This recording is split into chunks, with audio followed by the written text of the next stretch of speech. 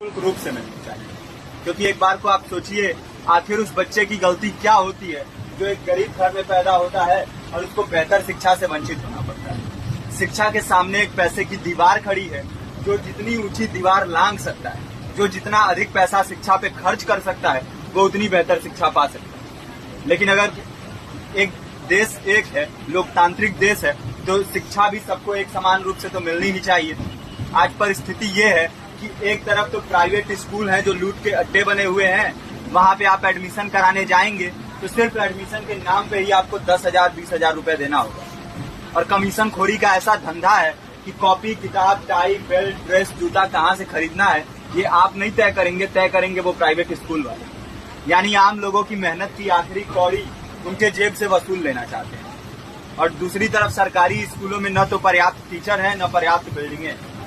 2019 का ही ये पुराना आंकड़ा है कि हर 100 में से 52 स्कूलों में या तो एक टीचर है या 2 टीचर हैं। और उन्हीं टीचरों के ऊपर जिम्मेदारी थोप दी जाती है कि जनगणना करो, मतगणना करो, पशुगणना करो, तमाम काम करवाए जाते हैं। और 19 के बाद से तब से कितने टीचर रिटायर हुए होंगे और 18 के बाद से कोई टीचर की वैकेंसी भी नहीं है। आप खुद भी सोच सकते हैं ये परिस्थिति और कितनी बिगड़ी है। इसीलिए हम लोग ये मांग उठा रहे हैं, चाहे कोई राष्ट्रपति का बच्चा हो या किसी मजदूर का, सबको शिक्षा एक समान मिलनी चाहिए और निःशुल्क रूप से मिलनी चाहिए। प्रेमचंद ने अपने दौर में भी कहा था कि एक सभ्य समाज में ऊंची से ऊंची तालीम मुफ्त होनी चाहिए और इसका पूरा खर्च गवर्नमेंट को उठाना चाहिए। क्योंकि हमारे देश को फौज से ज्यादा आवश्यकता तालीम की है। और शिक्षा से जुड़ता हुआ ही दूसरा मुद्दा हम लोग उठा रहे हैं।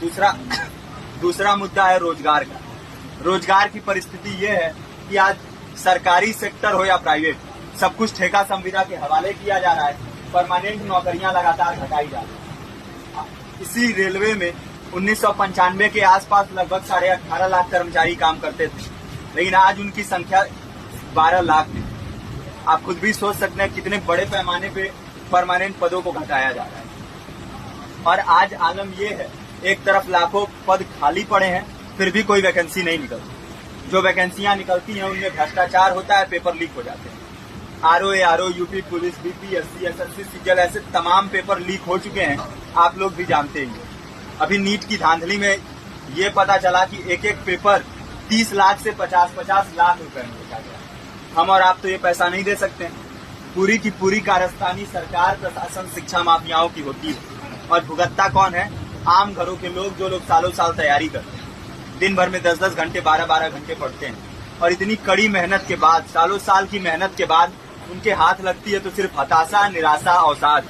बहुत से छात्र नौजवान जो इस बेबसी में, इस डिप्रेशन में नहीं जी पाते, आत्महत्या तक के कदम उठा लेते हैं। लेकिन ये देश की विडंबना है कि टीवी चैनल, अखबार, मीडिया, नेता, मंत्रियों के लिए कहीं ये कोई मुद्दा नहीं है। उनके लिए मुद्दे हैं तो जाति, धर्म, रंग, नस्ल, अगड़ा पिछड़ा।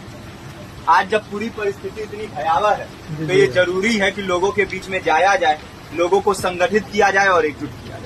क्योंकि आज अगर अपने मुद्दों पर बोलेंगे नहीं तो कल को ये परिस्थिति और बिगड़ेगी। हो सकता है ले दे के अपनी जिंदगी तो हम लोग काट ले जाएंगे, लेकिन आने वाली पीढ़ियों को क्या भविष्य देके जाएंगे, ये भी सोचने वाली बात है।